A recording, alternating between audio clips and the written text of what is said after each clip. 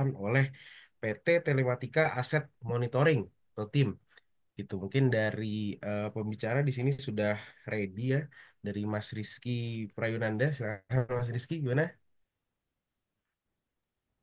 Siap, selamat siang, Mas. Mas Rehan ya? Ya, betul. Siap. Baik, perkenalkan sebelumnya nama saya Muhammad Raihan dari mahasiswa Teknik Geologi, Magister Teknik Geologi Institut Teknologi Bandung yang akan menjadi moderator pada siang hari ini. Tuh, mungkin eh, tanpa perlu berlama-lama lagi, mungkin langsung bisa kita mulai saja seminar Jumat pada hari ini dan langsung saya serahkan kepada Mas Rizky sebagai pembicara. Silakan Mas. Share screen. Baik. Eh, Assalamualaikum warahmatullahi wabarakatuh. Selamat siang, Bapak Ibu kalian dan rekan-rekan, dan kepada Bapak Mirza dan juga kepada Mas Rehan selaku moderator, yang dimana pada siang kali ini saya akan berdiskusi terkait dengan hidrometeorologi, khususnya di daerah mining. Di mana kita akan mengupas terkait alat atau teknologi terkait dengan monitoring, yang dimana monitoring ini akan cukup banyak yang bisa kita pahami dan kita coba aplikasikan juga nantinya. Ini hanya sebagai kejelasan teknis saja, jadi mungkin saya tidak akan bercerita banyak terkait hidrometeorologi karena Bapak Ibu sekalian atau rekan-rekan ini mungkin lebih expert dari saya terkait teori ataupun pendalaman terkait hidrometeorologi. Tapi mungkin saya akan menjelaskan terkait teknologi dan secara teknis alat-alat yang mungkin bisa diaplikasikan atau digunakan untuk kegiatan monitoring di daerah, khususnya di daerah mining. Seperti itu. Izin share screen. Baik. Apakah sudah terlihat, Bapak Ibu dan Ya, rekan-rekan sudah terlihat sekalian? Mas Rizky. Baik. Sudah. Nah, pada siang kali ini kita akan membahas terkait Current Hydrometeorology Monitoring Case Study on Mining, judulnya. Nah, saya sangat berterima kasih dan sangat em, berbangga sekali bisa berdiskusi dan bertatap muka meskipun lewat online ya bersama Bapak Ibu di program studi sarjana ataupun pasca sarjana di Teknik Geologi Institut Teknologi Bandung. Nah, perkenalkan sebelumnya, saya Rizky Pramayuda. Saya merupakan produk engineer di PT Telematika Asset Monitoring, yang dimana saya domisili di Jakarta. Mungkin teman-teman ada yang dari Jakarta, mungkin bisa nanti jika ingin diskusi lanjutan, bisa juga. Nah, background saya di survei dan pemetaan, studi saya di Universitas Indonesia. Berikut email dan nomor ponsel saya. Baik, saya bekerja di PT Telematika Asset Monitoring, di mana PT Telematika Asset Monitoring ini merupakan perusahaan yang berada di bawah atau anak perusahaan dari PT GPS Lens in the Solution, yang di mana pemiliknya juga dari alumni ITB gitu. Jadi erat kaitannya perusahaan ini dengan rekan-rekan sekalian selaku yang belajar maupun yang alumni Institut Teknologi Bandung. Nah, mungkin pertama saya ingin mengingatkan kembali ya, atau mungkin saya juga ingat-ingat terkait ilmu terkait dengan hidrometeorologi, yang dimana hidrometeorologi ini merupakan sebuah studi yang kaitannya antara air dan juga cuaca, dan fokus terhadap proses di mana berkaitan dengan distribusi dan pergerakan dari air, baik yang di dalam tanah maupun yang di atmosfer. Jadi mungkin teman-teman sudah belajar banyak terkait siklus, ya. Mungkin sering kita lihat, yakni siklus hidrologi. Nah, itu mungkin ke depan diperlukan berbagai alat untuk memonitoring em, terkait hidrometeorologi, berbagai parameter yang perlu dimonitor, di mana ini ada kaitannya juga dengan em, bagaimana kita mengukur dan alat apa saja yang bisa digunakan untuk pengukuran tersebut.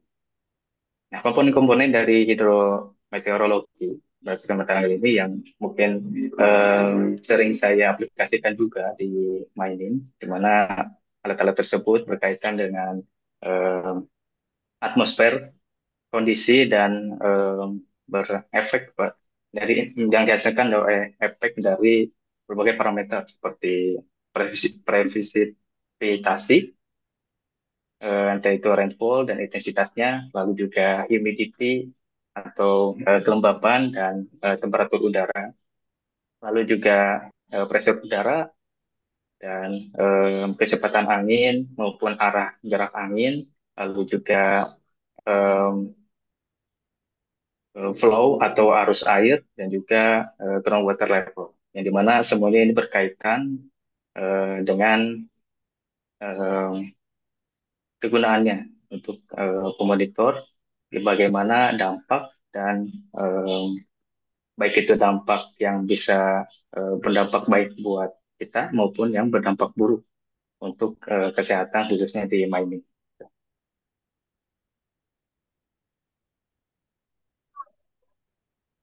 Baik, selanjutnya yang tren sekarang ini mungkin yang menjadi concern juga untuk kegiatan monitoring hidrometeorologi, yang dimana ini sangat berkaitan juga dengan dampaknya terhadap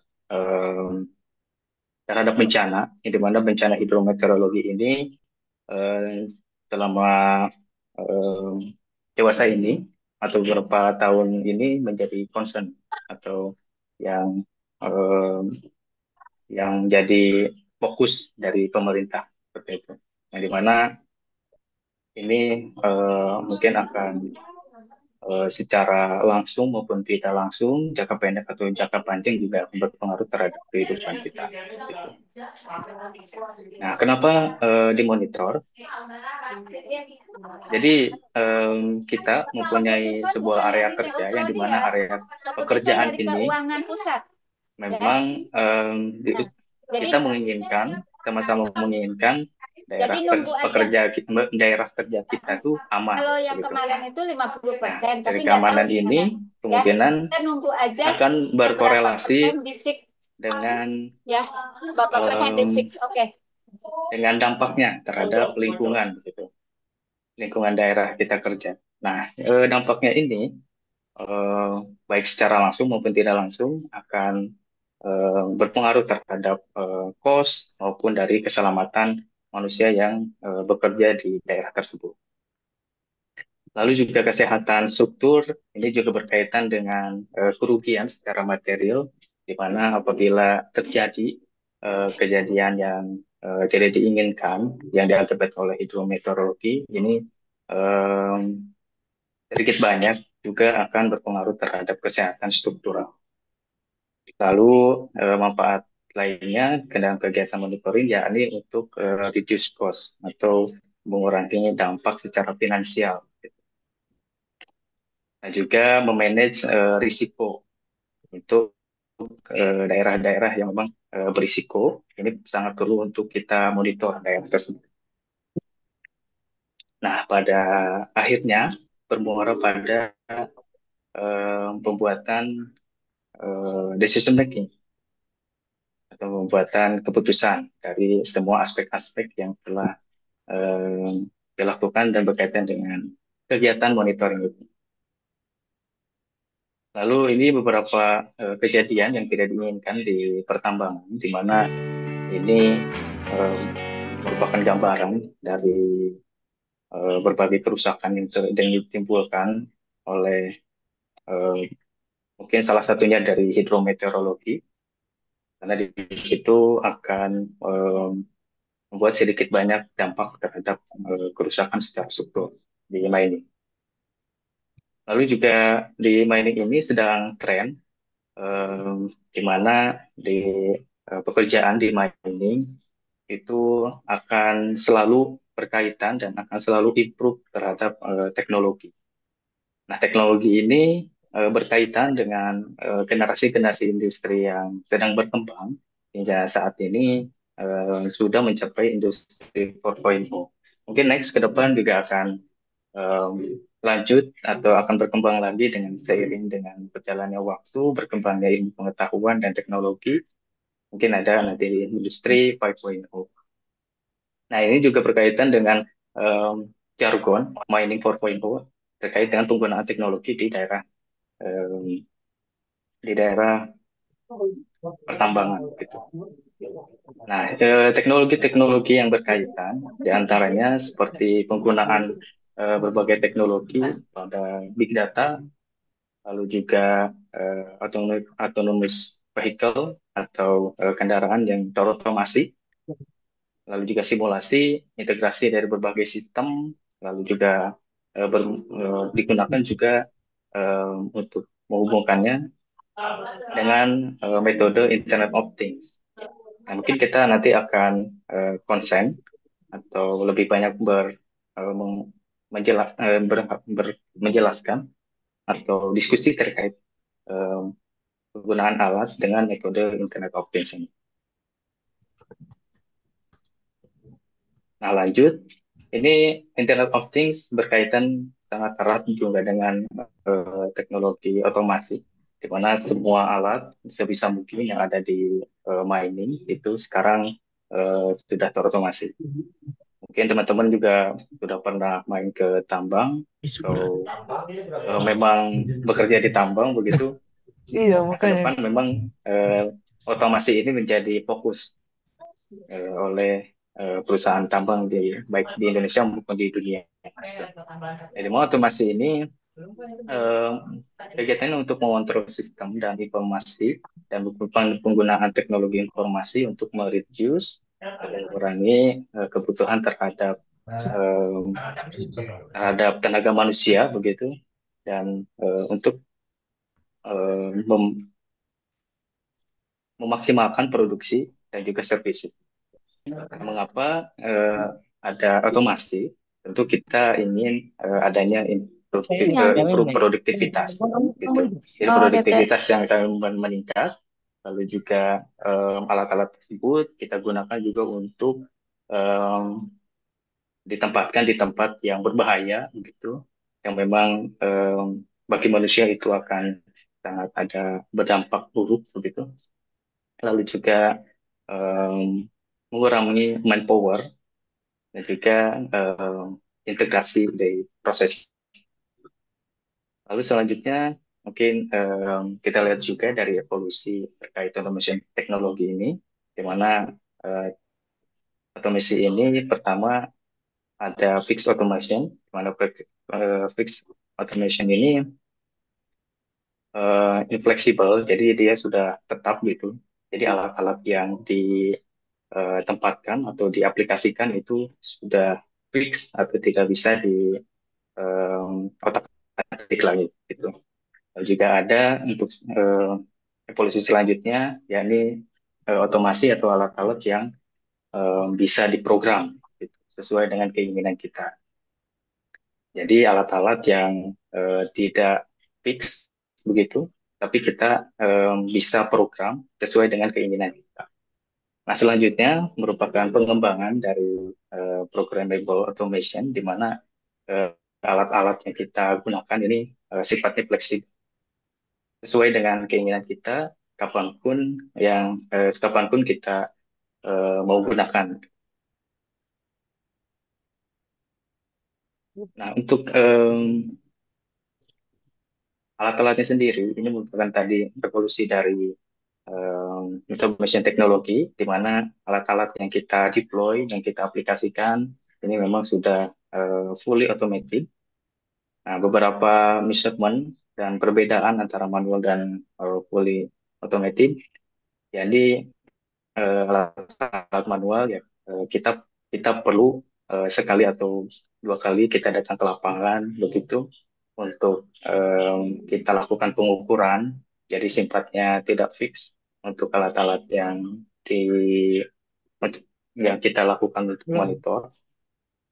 Dan juga alat-alat manual ini risikonya tidak tinggi atau rendah, dan juga datasetnya tidak terlalu banyak, lalu juga dioperasikan lebih terbatas gitu apabila kita menggunakan alat-alat yang sistemnya manual.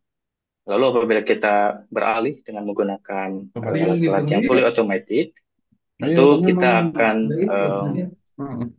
mendapatkan dampaknya secara signifikan. Seperti misalnya kita menggunakan atau mengoperasikannya secara remote. Jadi di jarak yang jauh kita bisa mengoperasikan alat-alat yang kita pasang di lapangan. Lalu juga sensor ini kita memang sifatnya dipermanenkan di daerah tersebut untuk secara terus-menerus melakukan measurement atau melakukan pengukuran. Lalu juga dari deteksinya sifatnya sensitif, dia dengan fraksi yang sangat detail gitu, itu bisa dilakukan oleh alat-alat yang memang dirancang untuk fully automated. Lalu juga datanya yang didapatkan ini sangat besar, lalu juga bisa kita aplikasikan baik yang lokal maupun virtual database. Lalu juga dioperasikan secara real time 24/7 untuk alat-alat yang fully automated. Nah, fully automated ini secara sistem memang pertama menggunakan metode Internet of Things Telemetry, sistem arsitekturnya, di mana yang pertama data dikoleksi oleh sensor, lalu data tersebut kemudian akan ditransmit, dikomunikasikan dengan menggunakan gateway dan juga data logger. Nah, untuk data logger sendiri dia akan melogin data, lalu dikomunikasikan ke gateway. Setelah itu dari gateway akan mempush data dengan perantara internet ke cloud. Nah, dari cloud ini kemudian bisa kita akuisisi datanya dengan menggunakan Trimble 4D Control. Jadi bisa kita akses datanya, terus kita simpan di server untuk kegiatan konfigurasi dan juga setting. Lalu setelah itu di sistem ini kita bisa lakukan visualisasi, lalu juga reporting, analisis, dan juga alarming di Office. Nah, alat-alat hidrometeorologi yang di mining ini bisa kita gunakan berbagai alat. Ya, ini yang pertama kita gunakan alat piezometer. Nah, piezometer ini memang kegunaannya untuk mengukur tingkat pressure di bawah tanah atau underground pressure atau pore pressure. Ini teman-teman sering bersinggungan, apalagi mungkin teman-teman yang memang fokus di geotechnical yang akan sangat familiar dengan pore pressure, di mana pore pressure ini sangat berkorelasi dengan kesehatan lereng. Nah, untuk node-nya ini menggunakan vibrating wire untuk output datanya. Jadi kita juga bisa nanti gunakan data logger yang memang berkomunikasi dengan output vibrating wire. Lalu selanjutnya kita bisa pasang weather station atau weather transmitter di daerah pertambangan, di mana ini berkaitan dengan keadaan untuk memonitoring keadaan cuaca, dan parameternya bisa kita dapatkan biasanya dalam satu alat. Itu bisa kita dapatkan parameter seperti rainfall, curah hujan, lalu juga temperatur, kelembapan, lalu juga tekanan, dan kecepatan angin maupun arah angin gitu. Ini bisa menjadi acuan untuk kegiatan analisa yang lebih lanjut gitu. Nah, untuk keluaran datanya ini sudah digital, jadi bisa kita gunakan data logger yang menghimpun data keluaran digital. Lalu selanjutnya kita bisa gunakan juga Water Quality Probe, mana alat-alat ini untuk mengukur kualitas air yang berada di baik di surface, di bagian eh, permukaan maupun di dalam tanah. Gitu. Ini juga menggunakan digital logger. Lalu setelah semua di logging datanya oleh data logger, lalu kemudian akan berkomunikasi secara long range dengan topologi long range, topologi star begitu. Jadi semua ini akan terhubung ke satu gateway. Nah, dari gateway ini kemudian akan mempush data ke cloud dan kemudian dengan perantara protokol komunikasi internet begitu. Setelah itu kita bisa dapatkan datanya kapanpun dan dimanapun di office untuk kita visualisasikan gitu. Nah, aplikasinya di mining ini alat-alat hidrometeorologi bisa kita aplikasikan di tailing dam, lalu juga di open pit ataupun di underground. Nah, mengapa di underground juga bisa kita aplikasikan? Ini berkaitan juga dengan uh, water underground atau underground water di situ. Nah, ini bisa kita aplikasikan alat-alat kegiatan di watering, seperti misalnya saya pernah coba ke BSI atau di PT Merdeka yang di Banyuwangi, itu juga menggunakan alat sejenis piezometer untuk kegiatan untuk monitoring ketinggian muka air di bawah tanah. Itu kegiatan di watering. Nah, ada pun juga pengalaman-pengalaman kami dalam kegiatan Hmm? monitoring Makanan itu apa nih? kita aplikasikan berbagai alat di Oh, PT Agincode Resource yang dimana kita sudah aplikasikan alat seperti water level atau solid level standard di Agincode, lalu juga kita ada flow meter untuk mengukur derasnya air yang mengalir, lalu juga ada water quality aquatrol untuk kontrolnya, untuk kualitas kualitas air, lalu juga piezometer itu di Aginco. Lalu juga kita sudah deploy juga alat-alat kita di PT Vale. Di PT Vale ini juga kita sudah deploy alat-alat hidrometeorologi seperti weather transmitter dari Vaisala. Lalu juga alat komunikasinya menggunakan data logger digital. Lalu juga kita deploy juga gateway untuk komunikasi. Lalu juga piezometer juga kita aplikasikan lalu di Tremble Port Digit.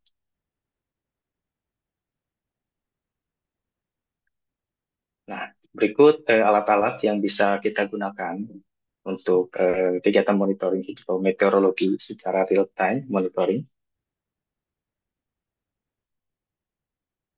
Nah, untuk aplikasinya seperti yang saya sudah jelaskan tadi, jadi bisa kita aplikasikan berbagai alat yang disesuaikan dengan kebutuhan kita, kebutuhan untuk memonitor parameter-parameter cuaca, yang diantaranya untuk forecast juga kita aplikasikan berbagai alat yang cukup banyak itu kita bisa juga analisa secara, dari forecast, weather forecast, lalu juga kualitas udara, lalu juga automatic weather station dan juga yang lain-lain.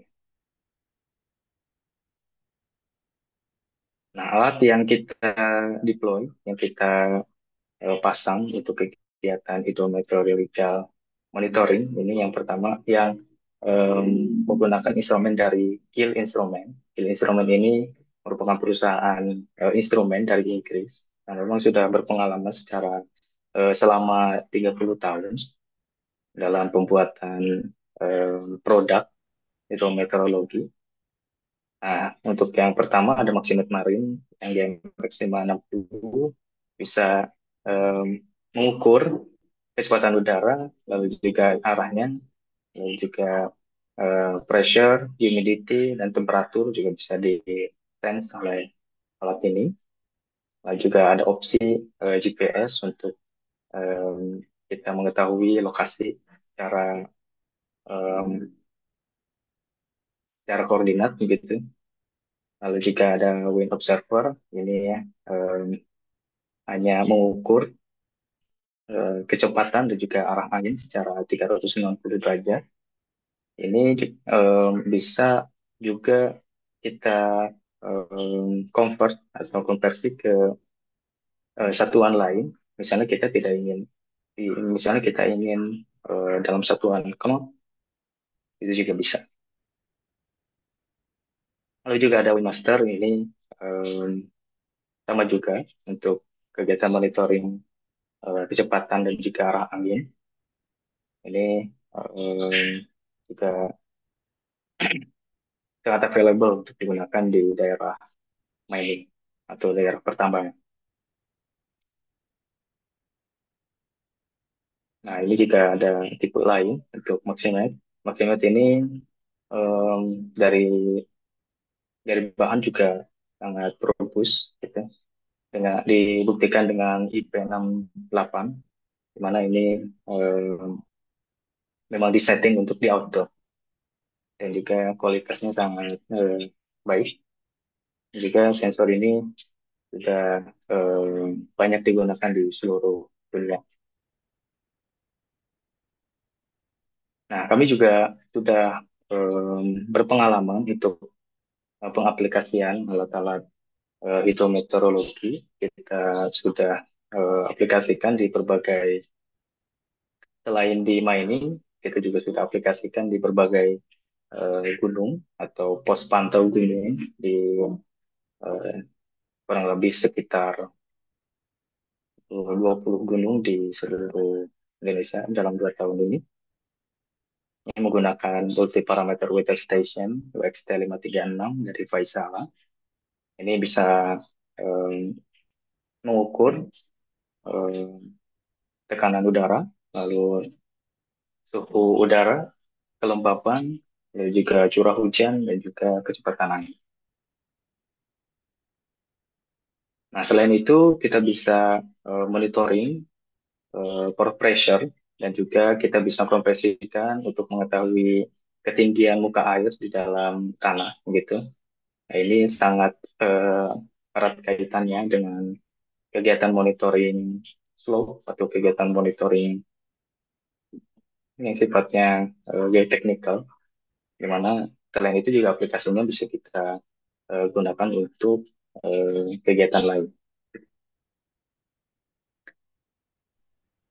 Nah, piezometer ini bisa diaplikasikan di berbagai sektor atau di berbagai eh, di berbagai ya tadi ya sektor, di mana ada juga struktur kita bisa aplikasikan di dam. Ini eh, pengukurannya bisa di fondasi, embankment, public abutment, dan reservoir. Lalu juga kegiatan ekskavasi, kegiatan monitoring slope, lalu juga kita bisa gunakan untuk mengetahui stabilitas dari ground ataupun surface dari slope. Kita gunakan juga bisa dengan dewatering, untuk dewatering, dan juga untuk pengukuran hidrogeologi, dan juga di tanggal juga. Mobilnya ini kali udah keluar, Mas. Lalu selanjutnya kita juga gunakan alat dari Solins. Solins ini produk dari Kanada. Ini alat dari level logger 5 untuk model 3001. Ini mengukur tinggi muka air di dalam tanah, sama seperti visometer, tapi memang ini dikhususkan untuk mengetahui tinggi muka air saja. Nah, ini sudah sangat mudah diaplikasikan dan juga sistemnya sudah telemetri. Jadi alat ini kita pasang di lapangan, lalu di dalam borehole begitu, lalu nanti setelah pengukuran dia akan mengirimkan data secara langsung ke office. Gitu. Selain itu, ini merupakan alat untuk menunjang kegiatan telemetrinya, di mana eh, data ini, data-data ini akan ditransmisikan eh, via Solins Cloud, begitu, atau FTP, dan email atau SMS juga bisa eh, ditransmisikan data. Lalu juga em, selain itu, ini juga bisa kita aplikasikan em, berbagai alat dari beberapa borgol untuk kemudian di- dikumpulkan dalam satu server, lalu nanti divisualisasikan untuk kita ketahui hubungan antara satu lubang dengan lubang lain. Lalu selain itu kita juga sudah aplikasikan radar water level dan juga flow meter. Jadi mengukur dua parameter, yakni ketinggian muka air dan juga eh, arusnya. Gitu. Nah em, dan ini diaplikasikan bisa di sungai ataupun di daerah-daerah yang memiliki aliran air untuk kita ketahui em, parameter-parameter yang kita ingin ukur seperti itu. Nah, ini berkaitan juga em, dengan kegiatan monitoring secara 24/7, di mana ini akan secara terus-menerus mengukur debit ataupun kecepatan air. Nah, bagaimana konsepnya? Jadi pertama dia akan mengirimkan sinyal radar itu. Nah, dari sinyal radar itu kemudian akan em, dikembalikan atau dipantulkan, eh, lalu kemudian em, sinyal radar tersebut akan disensing dengan em, dengan alat tersebut juga.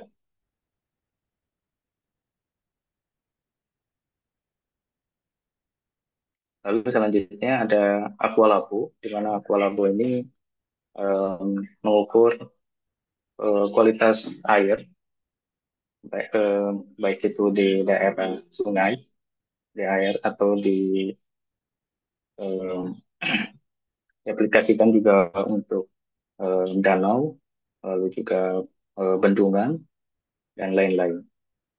Nah, untuk outputnya kita bisa dapatkan data berupa temperatur, lalu juga turbidity, lalu juga suspended soil, dan juga sludge blanket. Nah, ini berkaitan dengan kegiatan monitoring untuk kita ketahui bagaimana tingkat pencemaran ataupun em, tingkat pencemaran di daerah tersebut. Jadi di daerah em, mining, di scope mining ini yang diaplikasikan di daerah TSF atau tailing dam. Ini untuk mengetahui tingkat pencemaran dari hasil kegiatan pertambangan. Nah, untuk komunikasinya dengan Penentara Digital Modbus RS485, di mana ini juga sudah bisa transmisi dengan wireless gitu, dengan menggunakan alat komunikasi dari load sensing yang menggunakan data logger. Lalu dari eh, konsumsi energi juga sangat rendah. Nah, selanjutnya ini merupakan alat komunikasi yang menunjang kegiatan telemetri atau kegiatan monitoring secara wireless. Yang pertama, kita gunakan skema dari automated real time, di mana ini memang sudah telemetri. Jadi pertama secara konsep sensor akan eh, sensing data, sensing hasil pengukuran, lalu akan ditransmisikan di data logger. Nah, dari data logger ini akan melogging data, lalu akan ditransmisikan dengan long range atau eh, sejenis radio gitu. Nah, ini secara line of sight, ini bisa berkomunikasi dengan dari jarak 2 sampai 15 kilo. Gitu. Jadi meskipun daerahnya eh, jauh gitu, misalkan dimainin, ini biasanya daerahnya sangat luas, sangat dan juga dari segi fisikal ini memang susah digapai gitu. Tapi dengan adanya alat ini kita bisa komunikasikan dari jarak yang jauh itu tanpa kabel. Lalu selain itu telah ditransmisikan lalu diterima oleh gateway. Nah, dari gateway ini eh, lalu dikonfigurasi untuk mendapatkan data yang sesuai yang kita inginkan. Lalu data tersebut ditransmisikan dengan perantara internet untuk didistribusikan di sistem. Nah, selanjutnya kita gunakan data logger dari load sensing. Dimana load sensing ini em, terdapat tiga luaran data yang bisa di logging oleh alat-alat dari load sensing. Yang pertama itu output data dari vibrating wire. Ini ada alat-alat yang misalnya sensor-sensor seperti biometer itu kebanyakan luarannya vibrating wire. Nah, ini di logging datanya dengan alat PW 5 channel atau yang satu channel. Lalu juga ada analog 4 channel. Ini kita gunakan juga untuk mensensi data. Lalu ini lalu yang terakhir ada digital yang 2 channel. Ini biasanya sensor-sensor seperti tadi aqua labu, lalu juga infrared plano, juga piezometer juga ada yang digital. Nah, ini merupakan gateway. Nah, gateway yang kita gunakan ini bisa berkomunikasi dengan lebih dari 250 data logger atau sensor wireless. Lalu juga berkomunikasi tadi bisa sampai 15 kilo. Lalu juga dilengkapi dengan LoRaWAN, dengan sistem dan metode LoRaWAN. Lalu eh, alatnya rugged, memang dikhususkan untuk daerah outdoor. Jadi kita gunakan gateway ini. Lalu juga dilengkapi dengan web UI untuk kegiatan konfigurasi. Dan juga diintegrasikan dengan GPS, LoRa, dan 4G. Nah, selain itu, kita juga gunakan perangkat lain untuk kegiatan komunikasinya, seperti yang kita lakukan di PMBG dan juga di eh, mining, begitu. Kita gunakan ada Moxa import. Nah, jadi ini merupakan konverter dari serial ke internet untuk kegiatan otomasi, di mana em, da- di mana alat-alat yang digunakan ini biasanya memang luarannya berupa serial. Nah, untuk kita bisa kita bisa komunikasikan dengan sistem, itu kita perlu konverternya. Jadi serial to Ethernet. Nah, ini perangkat yang cukup murah gitu dan juga bisa kita aplikasikan untuk kegiatan monitoring secara web.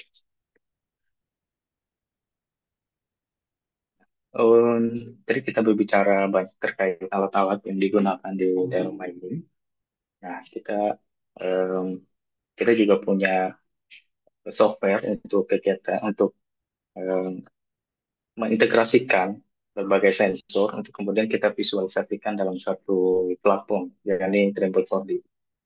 Nah, di Trimble 4D ini bisa mengakuisisi data untuk menampilkan data dari alat-alat survei seperti total station dan GNSS, lalu juga alat-alat dari geotechnical dan environmental, lalu juga alat-alat dari radar dan alat-alat dari sensor seismik seperti akselerometer dan juga seismometer. Jadi memang sangat powerful, di mana berbagai sensor itu bisa dihimpun dalam satu platform, dan platform ini kemudian bisa dilakukan analisa ya, untuk visualisasi dan juga reporting secara otomatis, dan juga kita bisa setting juga alarm. Ini salah satu tampilan untuk tampilan data yang diakuisisi oleh alat-alat cuaca.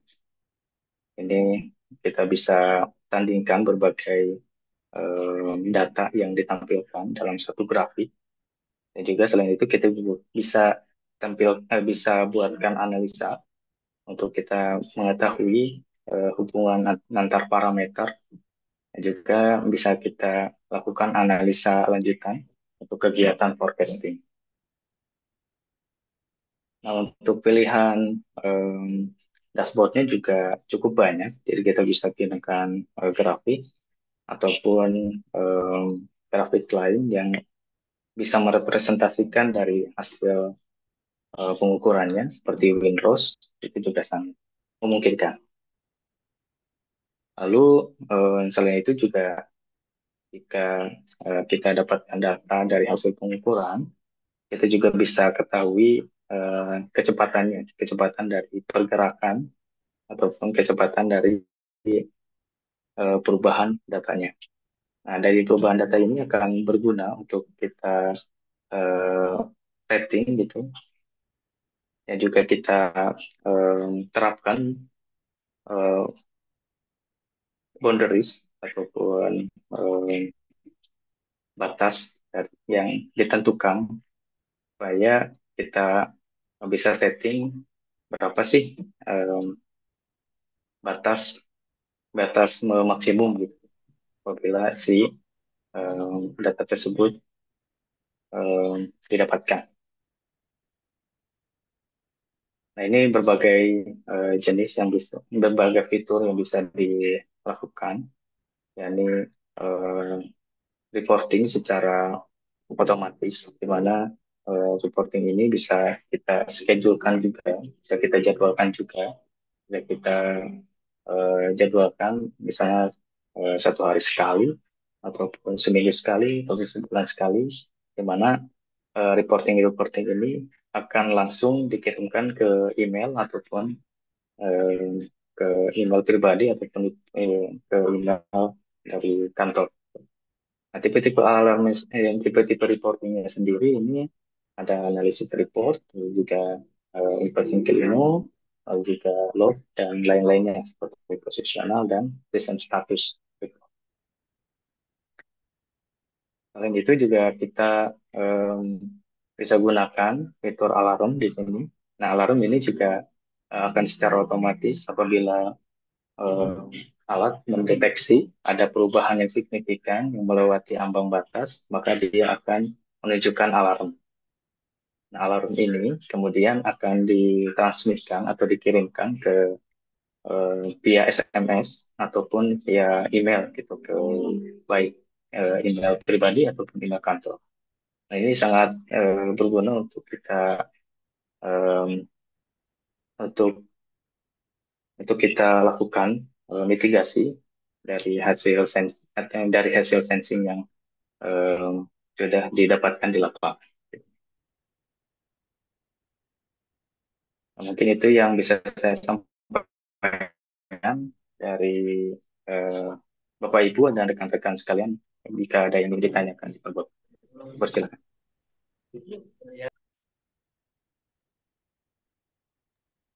Baik, terima kasih Mas Rizky. Bagi para peserta seminar Jumat pada hari ini yang ingin bertanya, dipersilakan untuk melakukan raise hand terlebih dahulu, lalu bisa untuk open mic-nya begitu, lalu bertanya, atau apabila ada yang ingin menyampaikan pertanyaannya melalui kolom komentar, dipersilahkan.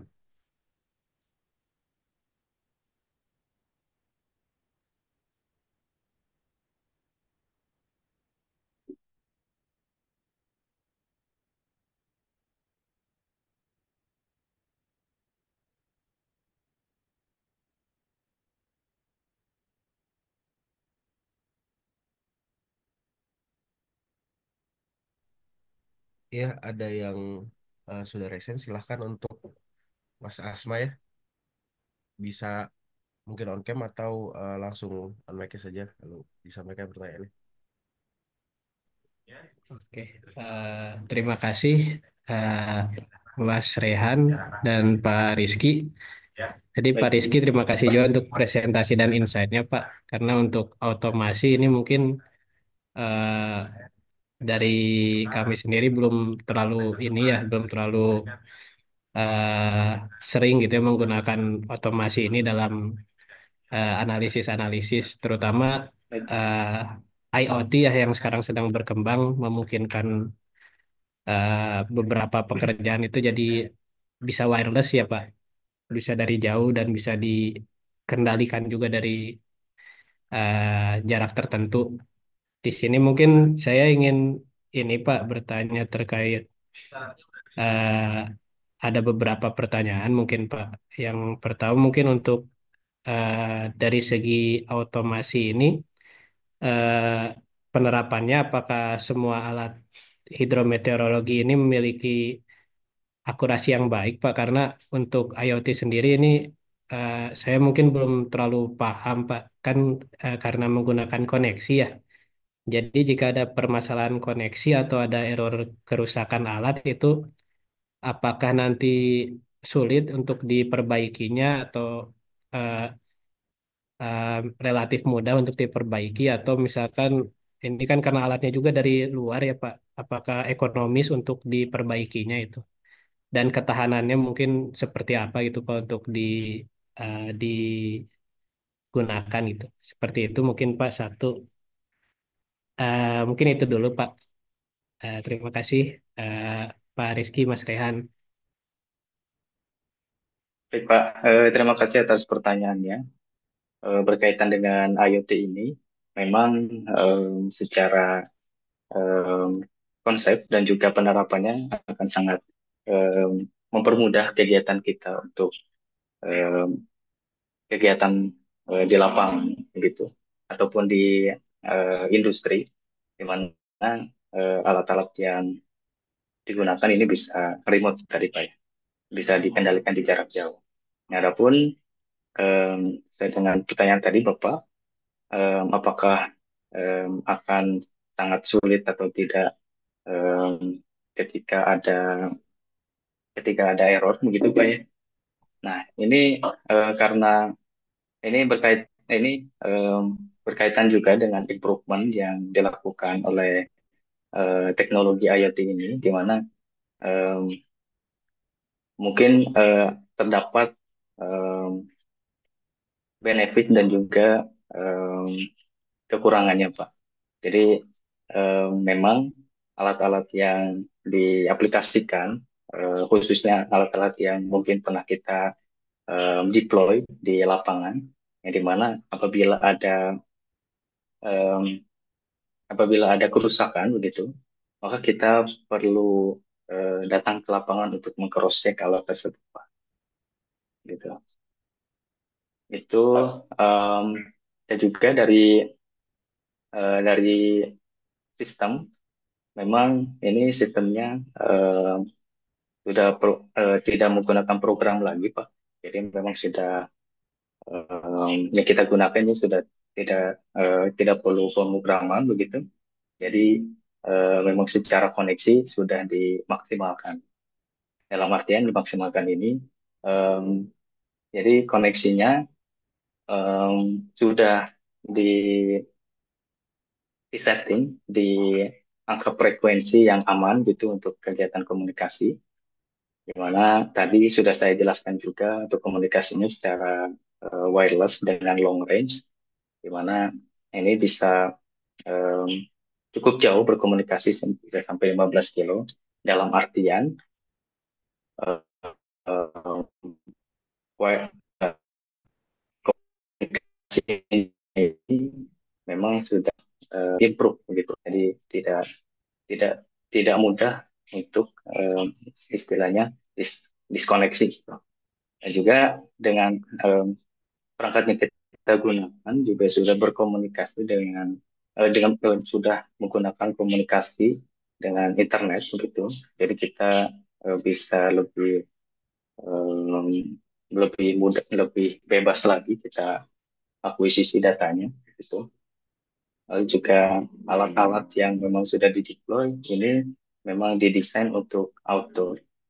Ini memang sudah dibuktikan dengan sertifikasi, entah itu ada yang memang alatnya sudah di IP 6 7, rata-rata di IP 6 7. Juga ada IP 6 8 yang memang em, alat ini sangat kokoh dan juga tidak mudah rusak ketika digunakan di lapangan. Begitu, Pak. Ada yang ingin ditanya kembali? Oke, Pak. Terima kasih Pak Rizky penjelasannya tadi. Mungkin berarti dari semua alatnya juga sudah IP 68 ya Pak. Berarti sudah eh, resistensinya sudah tinggi ya Pak. Betul. Ini untuk tadi mungkin saya tuh ini Pak. Ini pertanyaannya mungkin yang lain lagi Pak selain dari IoT-nya sendiri ya Pak. Karena tadi ada beberapa case yang selain faktor hidrometeorologi ya yang bisa yang sudah ada loggernya. Tadi juga ada logger untuk flow rate dan beberapa yang mungkin bisa dimanfaatkan untuk selain mitigasi bencana ya Pak. Mungkin bisa dimanfaatkan untuk keperluan lain seperti perhitungan cadangan air atau perhitungan air tanah itu juga mungkin eh, selain dari mitigasi bisa dimanfaatkan untuk itu juga ya Pak IoT-nya. Betul, Dan Pak. iya Betul. Pak. Nah, Oh dan saya itu sudah pernah di ini juga ya Pak ya? betul, Pak. Sudah pernah dilakukan juga, Pak. Seperti misalnya untuk tadi yang Bapak mention juga untuk kegiatan yang lain selain dari mitigasi untuk kegiatan monitoring untuk memitigasi juga bisa dilakukan untuk misal kita ingin mengetahui tingkat kebocoran air begitu di daerah bendungan. Karena di mining juga akan ada bendungan begitu Pak. Ada bendungan untuk tiling. Nah itu juga em, dari situ biasanya ada rembesan. Nah rembesan ini kemudian untuk kita ketahui volume-nya berapa itu juga bisa kita aplikasikan di situ. Bisa kita gunakan si flow meter ini. Iya Pak Selain itu. itu, Oh, itu Pak. Baik baik Pak. Ini mungkin untuk ini Pak. Ada mungkin terlalu banyak ya Pak ini terakhir. Eh, untuk ini Pak pengembangan saya saya tuh ada ini Pak ada pernah membaca juga untuk pengembangan panas bumi Pak karena tadi kan ada beberapa penggunaan hidrometeorologi yang digunakan juga di daerah vulkano ya Pak ya, di daerah mitigasi bencana vulkano. Nah ini mungkin untuk pengembangan panas bumi ada kasus hidrometeorologi juga yang sedang di ini Pak sedang diamati seperti eh, kasus resapan air ya di reservoir karena kan ada beberapa reservoir panas bumi yang tekanan tekanan uapnya sudah turun dan kemungkinan karena perubahan lahan juga yang awalnya eh, resapannya lebih banyak, sekarang resapannya itu berganti ke kebun dan lain-lain, atau struktur bangunan rumah. Nah, itu mungkin untuk hidrometeorologi ini apakah IoT ini pernah digunakan juga Pak di daerah-daerah sektor panas bumi yang mungkin eh, ada beberapa tempat ya yang sudah decline ya si tekanan uapnya. Jadi kemungkinan bisa dikembangkan juga Pak di daerah sana. Terutama ini kan bisa 24 jam ya Pak ya monitoringnya. Jadi data yang dihasilkan juga bisa lebih bagus si polanya itu Pak. Mungkin seperti itu Pak. betul Pak, sangat setuju Pak. Dan kebetulan saya juga sedang di proyek geothermal Pak sekarang. Jadi pemasangan alat-alat eh, monitoring monitoring lereng Pak. Oh Di iya. saya sekarang di PT PGE Ulu Belu Pak, di daerah Ulu Belu, Tanggamus Lampung sekarang. Ya memang di sini sedang sedang ada interest juga dan juga konsen ke situ Pak. Jadi Oke. ke hidrometeorologi gitu. Nah, Oke. seperti yang tadi sudah Sorry. termention juga dari Pak Asmi ya tadi ya Pak. Nah itu juga beberapa kali juga termention juga oleh eh, pekerja dari PT Pertamina Geothermal Energi ini. Karena memang betul Pak Halo? ada concern juga ke apa namanya air di bawah tanah, tersediaan air di bawah tanah. Dan ini dan juga eh, ada kaitannya dengan eh, faktor-faktor lain juga seperti yang tadi disampaikan juga sama Bapak, perubahan lahan dan juga yang apa namanya penurunan muka tanah itu juga bisa terjadi Pak dengan adanya proyek dari PT dari sektor geothermal ini. Nah ini cocok juga kita aplikasikan. Jadi sudah kami mention juga beberapa alat untuk monitoring hidrometeorologi seperti yang tadi saya sudah sudah saya jelaskan juga di presentasi itu parameter-parameter yang penting yang perlu untuk dimonitor.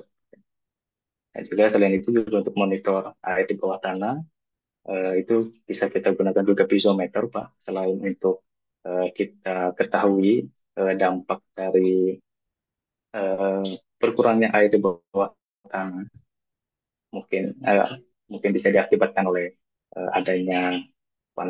adanya kegiatan panas bumi atau yang lain itu juga bisa kita lakukan monitoring untuk eh, kita kita monitoring juga eh, ketersediaan air di bawah tanah yang tadi juga berkaitan eh, dengan penurunan muka tanah dan juga eh, ketersediaan air di bawah tanah gitu.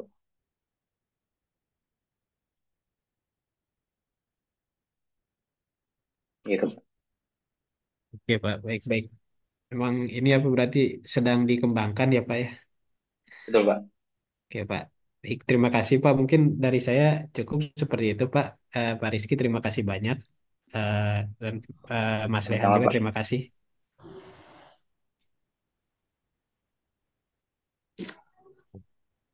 Oke, terima kasih Mas Asma atas pertanyaannya. Mungkin dari peserta seminar Jumat yang lain, apakah ada yang ingin bertanya? Bisa langsung disampaikan di kolom chat atau bisa menggunakan fitur raise hand untuk mengajukan pertanyaan.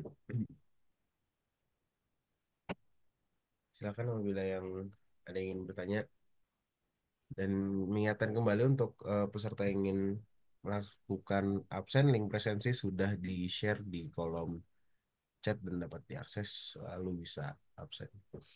Silakan untuk para peserta yang lain yang ingin bertanya.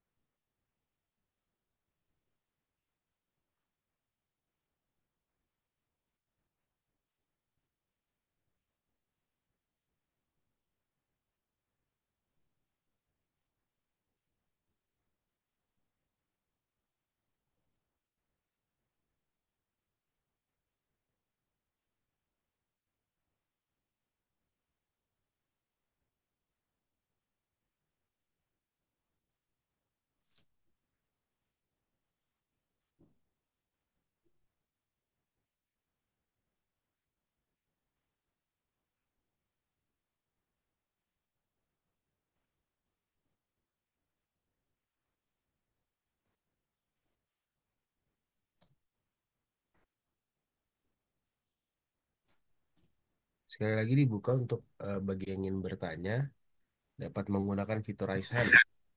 Cek, cek. Untuk oh Permisi. ya, ya. Ya, permisi. Mas Rehan, mau tanya, Mas. Perkenalkan, nama saya Fahmi. Mau bertanya, Pak. Ini kita berbicara praktikal ya, Pak ya. Jadi, kalau di kami di dunia pertambangan, ini memanfaatkan informasi cuaca itu kan masih bersifat historikal ya. Artinya, kita masih mengambil data-data dari beberapa tahun yang lalu. Setahun, 2 tahun, bahkan 10 tahun yang lalu. Nah, pertanyaannya, apabila kita memasang alat ini yang tentang weather control sama weather forecast lah di area tambang kami, ini bisa melakukan forecast sampai berapa bulan ke depan. Ya, harapannya dari situ kita dalam membuat suatu plan penambangan ini bisa menyesuaikan cuaca. Jadi kita itu tahu kapan kita bisa menggeber atau menaikkan produksi kami, kapan kita harus mengerem produksi kami. Soalnya kejadian Pak di tempat kami itu tahun lalu bulan Januari 2024 ini saya ingat sekali itu panas Pak, panas cuaca cerah. Nah sedangkan 2025 di bulan yang sama di bulan Januari ini hujan terus tiap hari. Nah itu kan artinya kita ada miss nih gara-gara aktivitas operasional kami itu terhambat oleh cuaca. Nah, mungkin sekian pertanyaan saya, Pak. Terima kasih. Baik, terima kasih Mas Fahmi atas pertanyaannya berkaitan dengan forecast. Ini alat yang kami gunakan. Ini memang forecastnya tidak sejauh yang mungkin tadi disebutkan oleh Pak Fahmi ya, di pertambangan.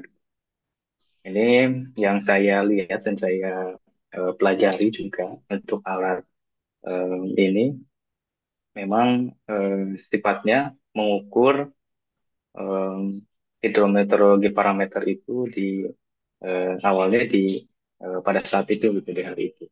Dan juga untuk forecastnya saya lihat untuk satu hari dan 1 hari hingga 1 minggu ke depan. Jadi tidak terlalu jauh gitu untuk analisa forecastnya. Nah untuk forecast yang lebih dalam mungkin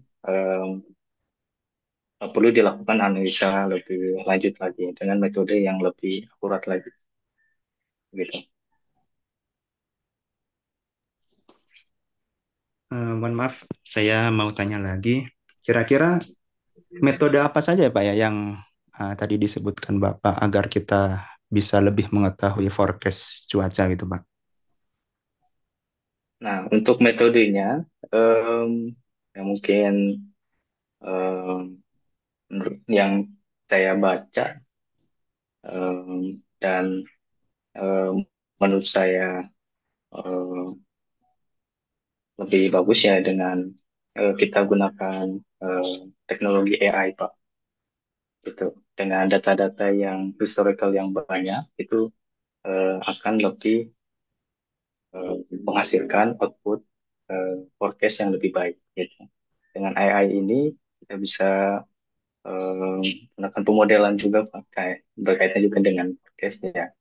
Itu outputnya pemodelan dan prediksi. Gitu.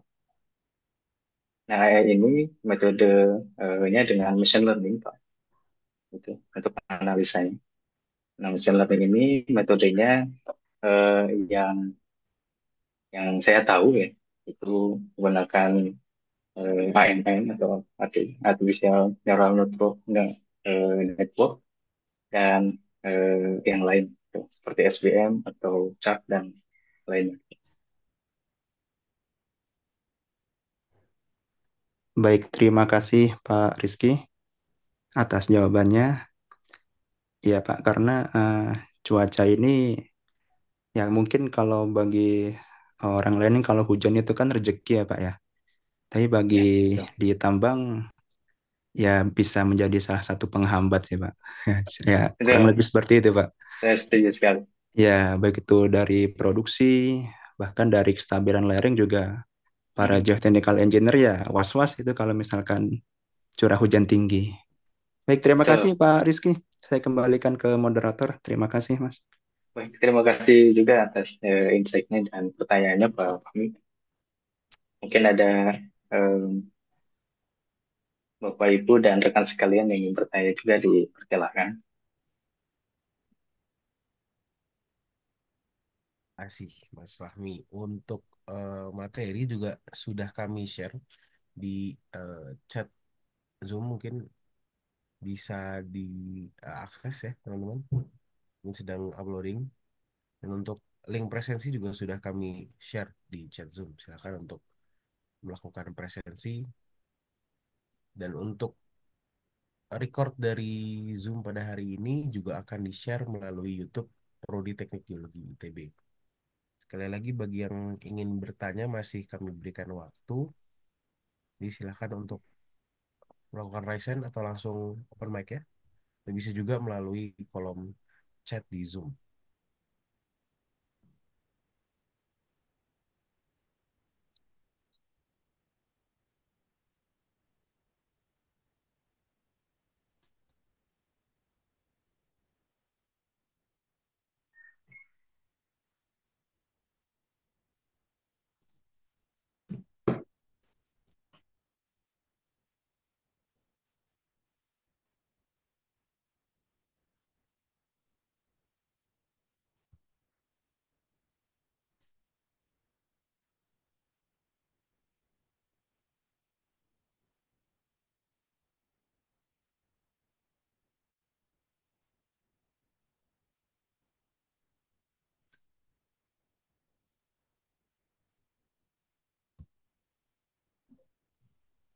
Mungkin kami berikan waktu 2 menit lagi tambahan untuk terakhir kali apabila ada yang ingin bertanya, masih kami persilahkan untuk melakukan raise hand ataupun melalui chat kalau komentar di Zoom. Dan sekali lagi untuk materi sudah dapat diunduh melalui kolom chat Zoom, sudah kami share untuk materinya. Lalu untuk recording video dari Zoom pada hari ini juga dapat diakses melalui YouTube Prodi Teknik Geologi ITB.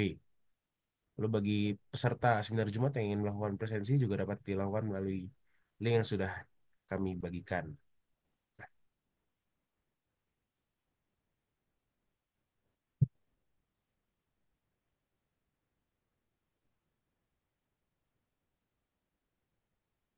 Baik, Mas Rehan, ada pertanyaan di kolom chat dari Oh ya, Mas Arif Munandar. baik, izin saya bacakan, Pak. Jadi dari Mas Muhammad Arif Munandar. Maaf Pak, mau tanya untuk kalibrasi peralatannya seperti apa ya? Terima kasih. Mungkin bisa langsung dijawab, Mas Rizky. Nah, untuk kalibrasi, em, kalibrasi ini em, mungkin berdasarkan pengalaman kami ini dibawa ke em, apa namanya yang memang sudah tersertifikasi, Bapak. Nah, untuk di PT JPS Line sendiri itu merupakan em, kami apa namanya perusahaan kami juga begitu. Nah, Ini itu harus disadari teman-teman. ada Makanya saya selalu ada bilang, untuk kalibrasi gitu, tapi untuk kalibrasi eh, peralatan survei Pak. Nah, untuk alat-alat hidrometeorologi ini untuk alat-alat hidrometeorologis yang kami em, apa namanya deliver, yang kami deploy, ini memang sudah disediakan calibration sheet-nya Pak. Jadi untuk kalibrasinya bisa dilakukan sendiri atau meminta bantuan kepada kami selaku engineer juga bisa dilakukan Pak. Jadi semisal ada ketidaksesuaian data, nanti mungkin bisa dikalibrasi secara mandiri atau apabila ketidaksesuaian datanya em, sangat parah, mungkin bisa kami bantu untuk dikalibrasi di manufaktur.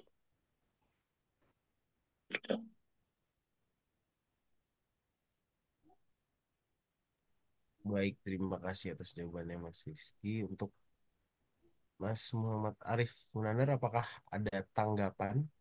Mungkin juga bisa disampaikan di kolom komentar tanggapannya. Atau apabila sudah merasa puas, bisa juga disampaikan.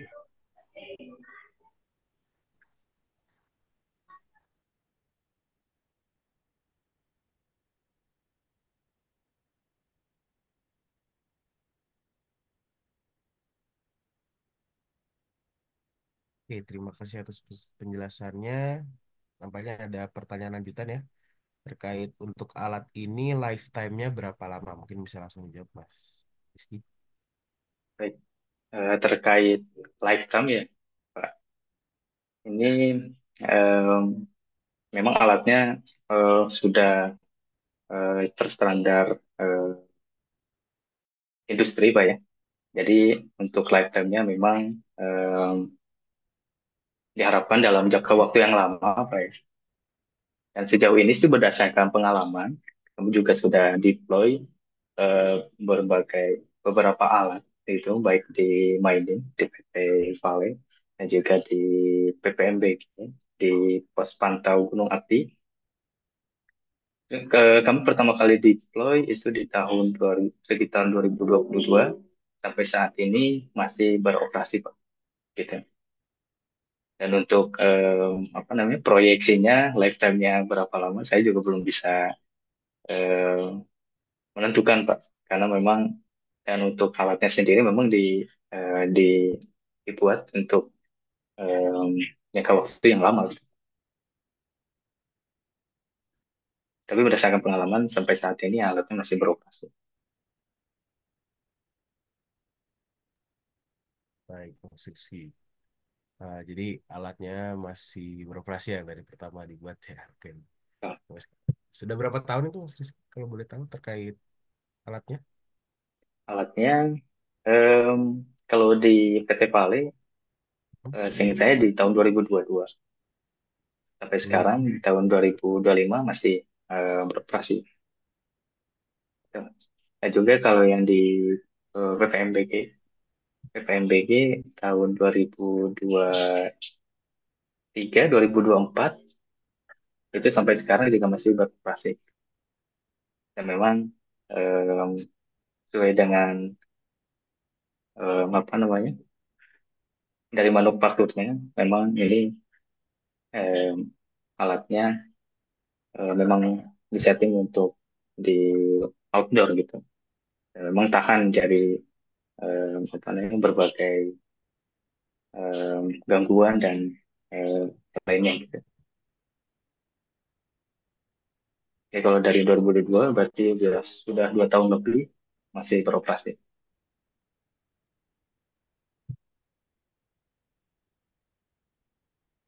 Oke, baik, ada tanggapan rupanya dari Mas Muhammad Arif ya. Terima kasih, Pak.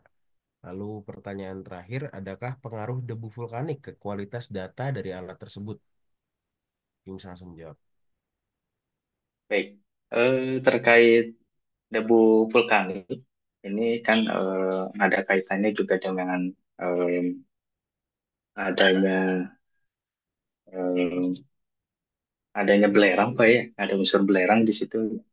Nah, kalau belerang kan memang sifatnya asam dan em, mudah mengkorosi gitu.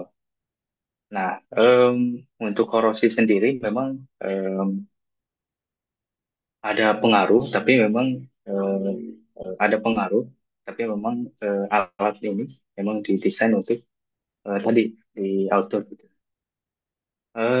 Sejauh ini ketika pasang di PPNBG, em, jadi kita sebelum jadi apa namanya?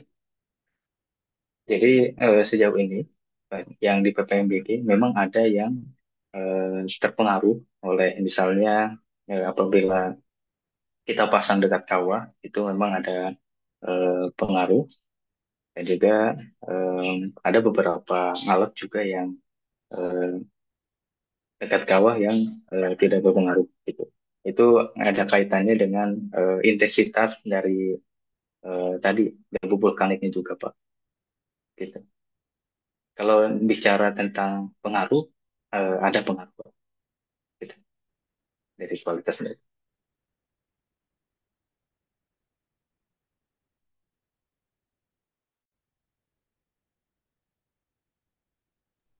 Oke, baik, Ada terima juga kasih. pertanyaan.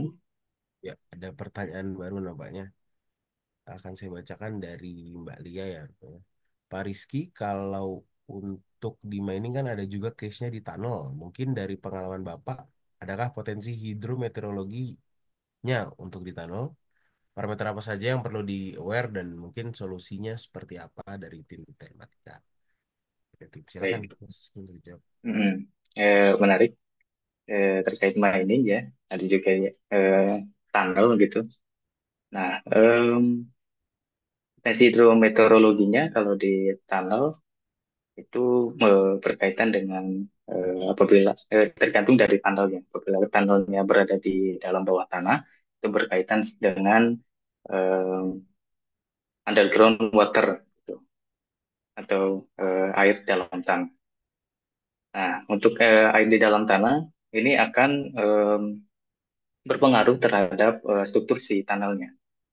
Jadi tunnel ini apabila memang konsentrasi air di tunnel tersebut itu sangat konsentrasi sifatnya jenuh, itu akan berpengaruh signifikan terhadap bentuk tunnelnya. Nah, untuk parameternya yang perlu di-aware itu ya tadi itu parameter dari pore pressure atau tekanan airnya, tekanan air porinya di situ. Karena ini berkaitan juga dengan tadi kesehatan atau pengaruh dari eh, struktur dari slope-nya atau struktur tanahnya. Jadi apabila di area area tersebut memang tinggi muka airnya lebih lebih cenderung gitu lebih tinggi untuk pressure-nya, itu akan berpengaruh terhadap kesehatan dari struktur tunnelnya. Gitu. Nah, apabila tunnelnya mungkin di jalan tol mungkin case-nya tunnel itu em, parameter yang mungkin berpengaruh selain dari tadi tinggi muka air di dalam tanah, itu juga em, ada parameter di mana curah hujan juga di situ em, lebih sangat dipertimbangkan gitu, lebih sangat berpengaruh ke parameter tersebut, curah hujan, lalu juga kelembapan dan temperatur juga bisa berpengaruh terhadap kesehatan dari tunnel atau terowongan gitu. Mengapa mengapa humidity atau tekanan udara juga berpengaruh? Ini berpengaruh juga terhadap tadi eh, juga apa namanya kesehatan situ strukturnya di dalam tunnel tersebut. Jadi apabila daerah tersebut lembab, maka eh, bisa juga itu juga berpengaruh terhadap eh, struktur dari terowongannya.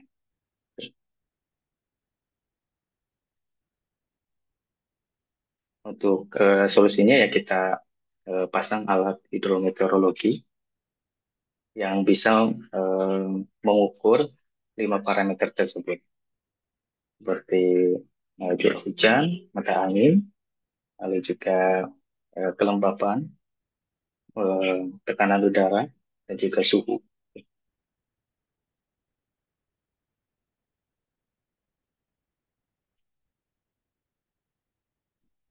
Karena memang parameter itu sebagai tambahan, karena memang parameter itu selain memang berpengaruh terhadap tanah di tunnelnya, di daerah di sekitar tunnelnya, itu juga berpengaruh terhadap material seperti beton dan juga material lain seperti besi dan lain-lain. Karena apabila di daerah tersebut lembab, maka material seperti besi, eh, beton ataupun baja itu juga akan berpengaruh gitu terhadap eh, kesehatan di material tersebut. Melalui poliklinik atau rawat jalan ataupun melalui PIGD. Nah, dari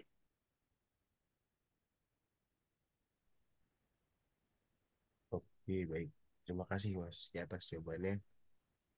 Sudah diberi terima kasih juga dengan oleh Mbak Lia. Baik, sangat lengkap informasinya. Terima kasih. Lalu selanjutnya masih ada pertanyaan lagi dari Vivi ya. Pak Rizky, saya mau tanya, adakah pengaruh besar kecilnya lahan tambang dengan semakin besar potensi hidrometeorologi? Silakan mungkin bisa jawab dari Mas Rizky.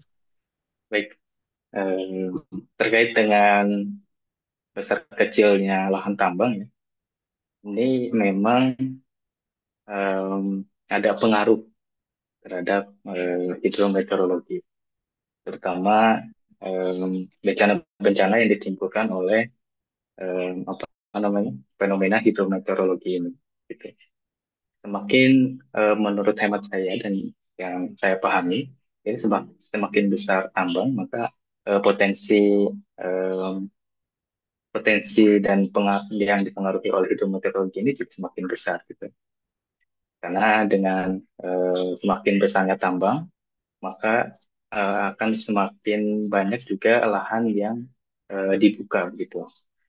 Nah, lahan yang dibuka ini memang sifatnya sudah tidak alami lagi ya. Karena ada yang dikurangi seperti vegetasi, lalu juga eh, air begitu, air di bawah tanah yang memang akan terus berkurang begitu di daerah situ. Karena untuk menggali sedemikian dalam, maka perlu dilakukan yang namanya dewatering gitu. Maka semakin besar tambang tersebut, maka potensi pengaruh dari hidrometeorologinya akan semakin besar juga gitu. Dan juga berkaitan juga dengan runoff gitu. Jadi apa namanya daya tampung air yang semakin besar juga akan berpengaruh terhadap kesehatan eh, struktural di tambang gitu. Nah, untuk solusinya sendiri, memang kita perlu memasang alat-alat monitoring di daerah tersebut, seperti weather station tadi. Jadi di beberapa titik kita bisa pasang weather station tersebut, lalu eh, kita bisa dapatkan data secara lebih luas dan lebih komprehensif. Selain itu juga perlu kita eh, pasang juga alat seperti piezometer untuk kita ketahui tinggi muka air di bawah tanah yang memang tujuannya kita apa namanya mengetahui kejenuhan air dari parameter pore pressure-nya begitu. Lalu juga kita bisa apa namanya bisa tahu juga bisa kita pertimbangkan juga dari parameter kualitas air. Jadi kualitas air ini juga eh, kualitas air ini juga berpengaruh terhadap potensi hidrometeorologi, di mana eh, kita tahu bahwa aktivitas tambang akan eh, sedikit banyak menimbulkan dampak gitu terhadap lingkungan. Nah, itu juga perlu kita aware itu. Nah, untuk kita lebih aware lagi, kita pasang alat eh, water quality.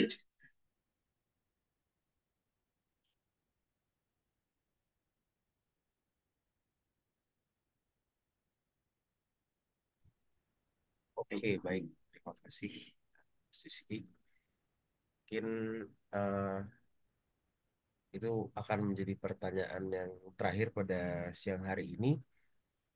Terima kasih Mas Rizky atas paparannya, materinya. Sama-sama. kasih atas kesempatannya telah mengisi seminar Jumat pada siang hari ini.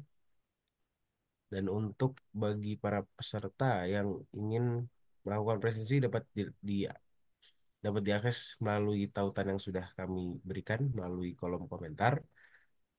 Serta bagi peserta yang ingin mengakses eh, record dari pertemuan seminar Jumat pada hari ini juga akan kami upload melalui kanal YouTube Prodi Teknik Geologi.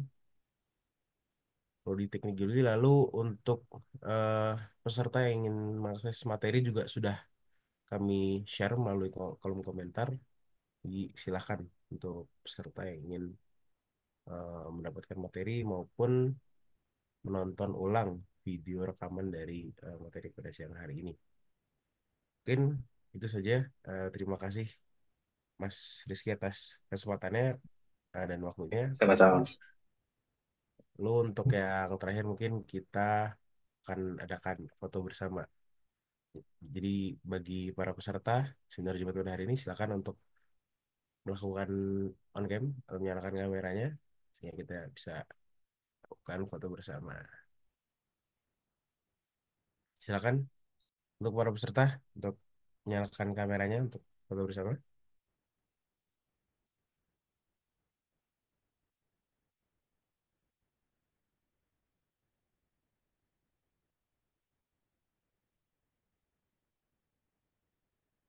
Ini akan kami tunggu 1 menit lagi sampai 14.40. Oh sudah 14.40 rupanya. Kita lagi.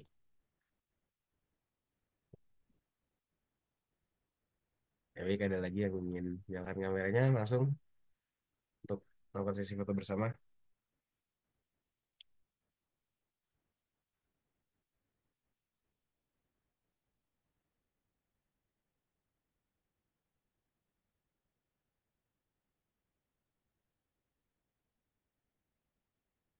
Oke, baik. Mungkin boleh dibantu arahannya dari tim seminar Jumat yang lain. Mungkin Mas Azam boleh diarahkan untuk foto bersama. Baik, sebentar Mas. Oke.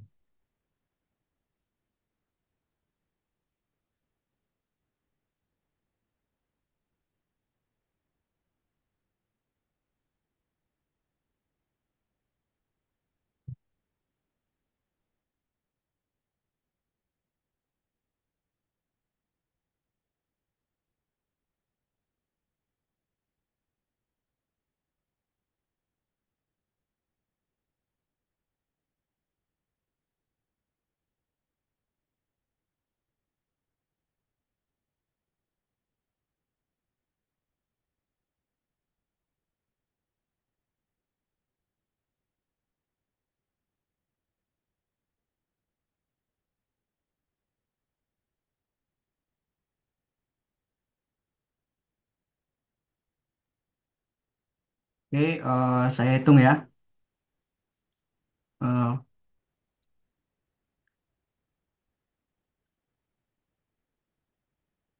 1, 2, 3.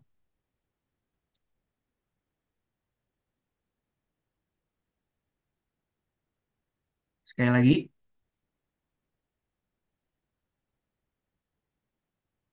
1, 2, 3.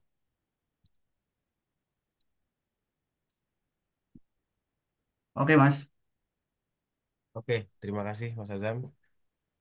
Sekali lagi bagi peserta yang ingin melakukan presentasi dapat diakses melalui link yang sudah kami berikan. Lalu apabila ingin mengakses materi juga kami setelah share pada kolom komentar Zoom. Lalu bagi yang ingin menonton ulang record dari Zoom seminar Jumat pada hari ini juga dapat diakses melalui kanal YouTube Prodi Teknik Geologi ITB. Dan lagi Prodi Teknik Geologi ITB, kanal YouTube Prodi Teknik Geologi ITB.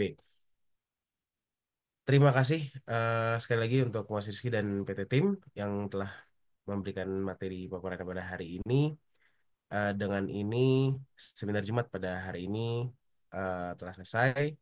Saya sebagai moderator Muhammad Raihan pamit undur diri dan mohon maaf apabila terdapat salah-salah kata. Lebihnya Mohon maaf. Assalamualaikum warahmatullahi wabarakatuh. Terima kasih. Terima kasih, Mas. Terima kasih. Kasih, Mas. Selamat sore. Terima kasih Mas Rehan dan Ibu sekalian. Mohon maaf bila ada salah-salah. Sama-sama, Mas. Terima kasih. In live, Mas.